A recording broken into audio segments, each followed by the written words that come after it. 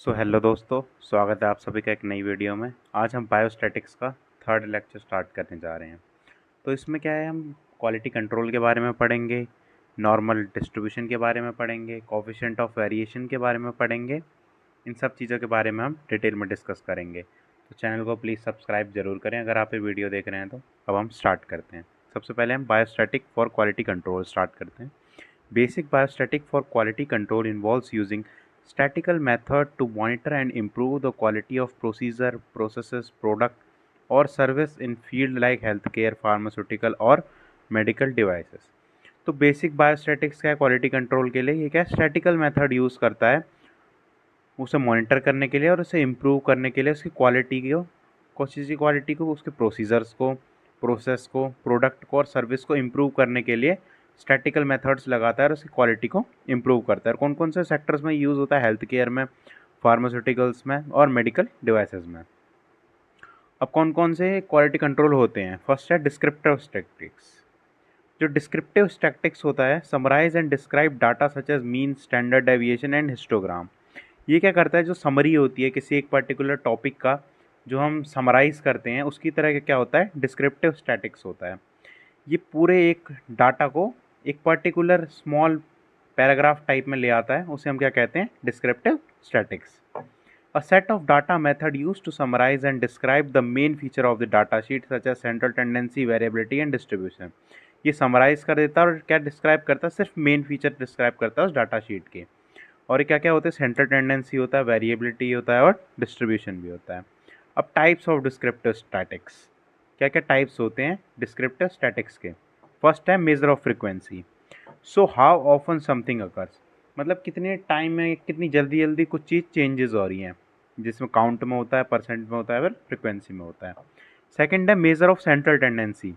Locates the distribution by various point. Central tendency क्या होती है, लोकेट करती है बहुत ज़्यादा डिस्ट्रीब्यूशन में, जो हमने पहले पढ़ चुके हैं इससे पहले वाले चैप्टर में, mean, median, mode.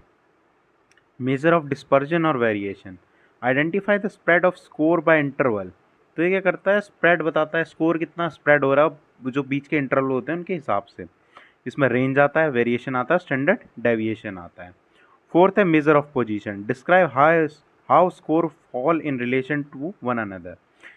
Measure of position क्या बताता है कि वो कोई डाटा है, वो अपने पुराने डाटा से कितना गिर रहा है या फिर किसी और से कंपेयर करके कितना उठ रहा है, कितना गिर रहा है, ये उसकी पोजीशन बताता है, जैसे परसेंटाइल, रैंक और quartile ranks.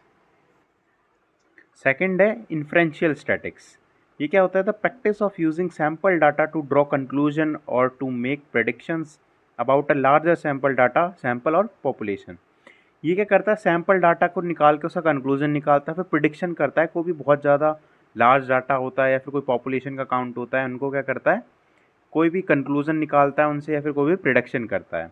Draw the conclusion from the sample like hypothesis testing and confidence interval. तो क्या करता है, हाइपोथेसिस टेस्टिंग भी करता है और कॉन्फिडेंस इंटरवल्स भी करता है।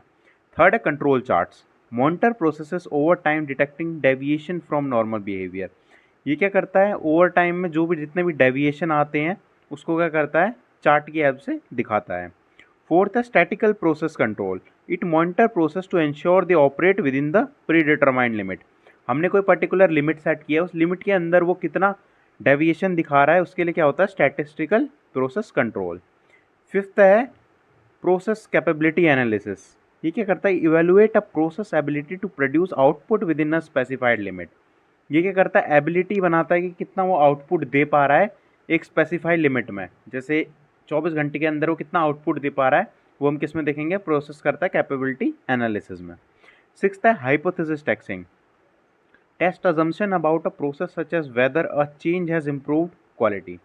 मतलब ये अजम्पशन लगाया जाता है कि अगर हम कुछ चेंज करेंगे तो उसके हिसाब से हमारा आउटपुट कितना बढ़ रहा है, फिर हमारी क्वांटिटी कितनी इंप्रूव हो रही है, वो क्या होती है, हाइपोथेसिस टेस्टिंग होती है।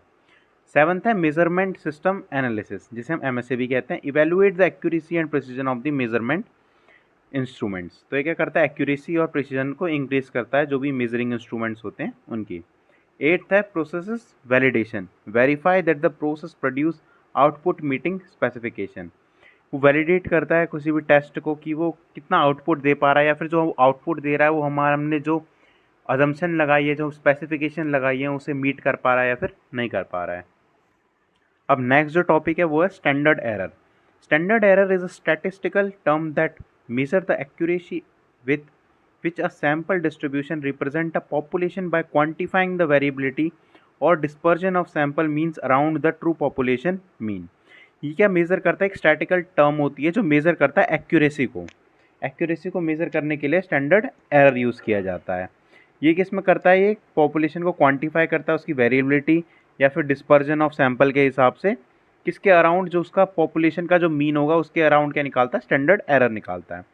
It is calculated as a standard deviation sigma of the sample divided by the square root of the sample size n। तो स्टैंडर्ड एरर का फॉर्मूला क्या होता है? Sigma by under root square root of n। The smaller the standard error the more accurately the sample mean represent the population mean. तो क्या, अगर जितना small हमारा स्टैंडर्ड एरर होगा उतनी एक्यूरेट हमारा सैम्पल का मीन होगा और वो पॉपुलेशन को रिप्रेजेंट कर रहा होगा। It is used in hypothesis testing, confidence interval and many other statistical procedure to estimate the precision of the sample statics। ये किस चीज़ में यूज़ होता है? हाइपोथेसिस टेस्टिंग में, कॉन्फिडेंशियल इंटरवल्स में और स्टैटिकल प्रोसीजर में यूज़ होता है उसके प्रिसीजन को निकालने के लिए। नेक्स्ट हम पढ़ेंगे कोफिशिएंट ऑफ वेरिएशन के बारे में। The coefficient of variation is a statistical measure of the relative variability of the data in a data sheet. तो ये क्या करता है? रिलेटिव वेरिएबिलिटी निकालता है उस डाटा की उस डाटा शीट में। It is defined as the ratio of standard deviation sigma to the mean mu of the data sheet expressed as percentage. तो कैसे निकालते हैं coefficient of variation? Sigma by mu into 100। Unlike the standard deviation which measure the absolute dispersion. जो standard deviation होता है वो क्या करता है? एब्सोल्यूट डिस्पर्जन को मेजर करता है। लेकिन जो CV होता है हमारा कोफिशिएंट ऑफ वेरिएशन, वो रिलेटिव डिस्पर्जन को मेजर करता है, allowing for comparison between data sheet with different unit और स्केल्स। ये क्या करता है? डाटा शीट में कंपेयर करता है उसके डिफरेंट यूनिट्स और उसके स्केल्स में। किस चीज़ में यूज़ होता है? ये फाइनेंस में यूज़ होता है, जैसे रिस्क असेसमेंट, जैसे स्टॉक मार्केट हो गया, इंट्राडे ट्रेडिंग हो गया, उसमें भी इसका काफ़ी यूज़ होता है।